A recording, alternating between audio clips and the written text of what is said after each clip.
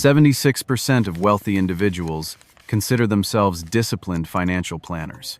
Only 49% of the general public says the same. That gap, 27 percentage points, is not about income. It is not about inheritance. It is about something quieter. Ryan is 38. High school history teacher in Columbus, Ohio. Makes $62,000 a year. Drives a 2017 Honda Civic with 98,000 miles. His colleagues assume he is just getting by. Last month, he checked his retirement account.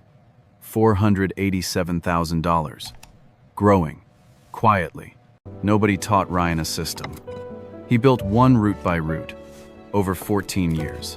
This is the psychology of people who manage money at an unusually high level, and it has almost nothing to do with spreadsheets.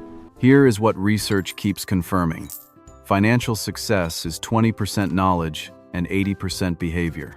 Dave Ramsey's team studied over 10,000 millionaires and found the same pattern. It was not what they knew it was. What they did, consistently, when nobody was watching. I think of it as the root system. A tree that survives every storm is not the tallest one. It is the one with the deepest roots. The same is true for money. People with extremely high money management skills do not have a secret formula.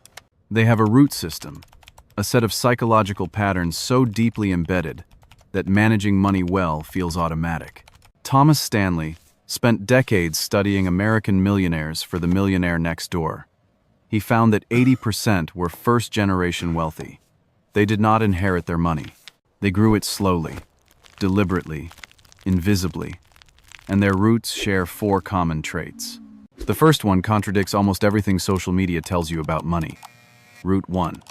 They spend from identity, not emotion. A Ramsey Solutions study of 10,000 millionaires found that the top 3 car brands they drove were Toyota, Honda, and Ford. Not BMW, not Mercedes, not Tesla.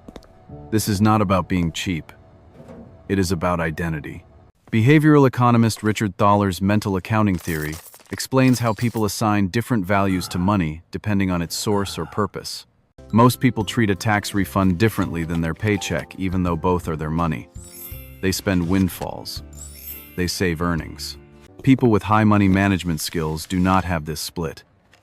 Every dollar carries the same weight. A bonus is not fun money. It is future freedom. Ryan's neighbor bought a new Audi last spring. $47,000. Ryan felt the pull, that brief tightness in the chest when someone else's life looks shinier than yours. But he had already decided who he was. A man who drives a paid-off car and sleeps well at night. That is not discipline. That is identity. And identity is the deepest root, because it does not require willpower. It runs on autopilot. But identity alone will not protect you. The second root is what keeps the tree standing when the wind picks up. Root 2. They automate before they feel. A Forbes psychology analysis in 2026 found that wealthy individuals do not rely on willpower to save. They structure their environment, so the default option is a future-focused one. The moment of choice never feels like a sacrifice because it has already been made. This is what psychologists call pre-commitment. Ulysses tied himself to the mast before the sirens sang.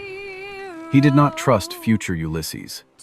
Neither do effective money managers. Ryan's system is invisible. The morning his paycheck hits, $1,240 disappears, $930 to his 403b, $310 to a Vanguard index fund. He never sees it. He never decides. The decision was made once, 14 years ago, on a Tuesday night after reading a single chapter of a library book. The neuroscience supports this. Your prefrontal cortex, the part responsible for self-control and long-term planning fatigues throughout the day. By evening, after dozens of decisions about work, meals, and errands, your capacity for rational financial choices drops significantly. Automation bypasses this fatigue entirely.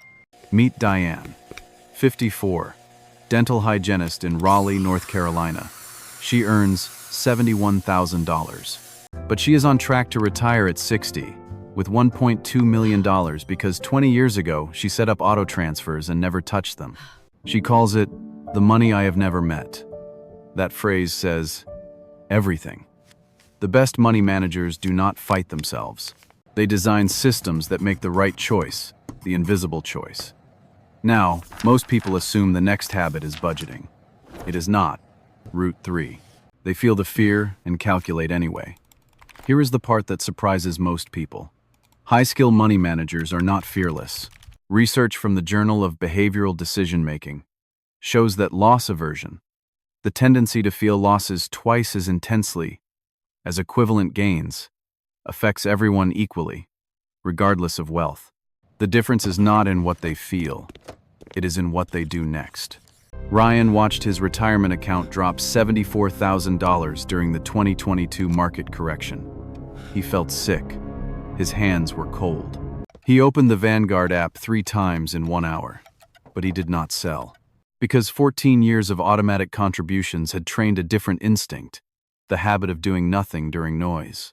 Daniel Kahneman's research on prospect theory proves that our brains process gains and losses asymmetrically. Losing $100 feels roughly twice as painful as gaining $100 feels good. This wiring explains why most investors sell low and buy high. People with exceptional money management override this. Not through courage, through practice. They have felt the fear so many times that they have developed what I would call a financial immune system. The virus enters, the body recognizes it, and the system holds. But the 4th route might be the most counterintuitive because it has nothing to do with money at all. Route 4. They know what enough looks like.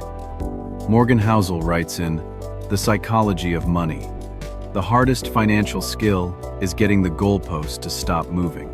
This is the root that holds the entire tree in place. A Fidelity study found that 42% of investors with $1 million or more still do not feel wealthy. The threshold keeps rising. $1 million becomes $2 million. 2 becomes 5. The goalpost is on wheels. Ryan defined enough at age 27. It was not a dollar amount. It was a picture. A paid-off house by 55. The ability to take unpaid leave to travel, and never owing anyone money. 11 years later, he is ahead of that picture. Not because he earned more, because he never changed the frame. Diane did something right similar. When she hit $800,000, friends told her to invest more aggressively. You could hit $2 million. She smiled. I do not need $2 million. I need to sleep. The psychology here is deep. Hedonic adaptation, the brain's tendency to normalize every upgrade, means that without a defined enough, no amount of money will ever feel like enough. Wealthy people who manage money well do not just save more. They want less. And wanting less is not deprivation. It is the deepest kind of freedom. If you have ever felt like you are doing okay but never quite enough, this is not a flaw. It is your brain doing exactly what it evolved to do. But I want to be honest about something. These skills have a shadow side. Ryan's wife once told him he was so careful with money that he forgot to live. The vacation they postponed for 3 years. The guitar he wanted but could not justify. The generosity he rationed like a finite resource. Financial discipline, taken too far, becomes financial anxiety. A scarcity mindset disguised as wisdom. Thomas Stanley himself noted that some of his most financially successful subjects scored low on life satisfaction.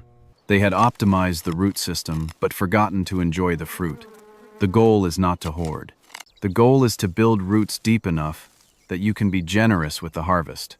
If you feel like your relationship with money is causing more stress than peace, consider speaking with a licensed financial therapist. There is no shame in that. It might be the smartest financial decision you ever make. It is a Tuesday evening. Ryan sits at his kitchen table. His daughter asks him to explain compound interest for a school project. He draws a tree. The roots go down before the branches go up, he says. You cannot see the most important part, but it is the only part that matters. She nods. Does not fully understand yet, but one day she will, because she is watching someone live it. Quietly, every day. Here is something you can do tonight. Open your bank account. Set up one automatic transfer, even $20, to a savings or investment account you will not touch. Make the decision once. Then let the roots do their work. If someone you care about is working hard but never getting ahead, share this with them. Sometimes the shift is not about earning more. It is about building different roots. If this resonated, subscribe. We explore the quiet side of money every week. No hype, no shortcuts, just depth.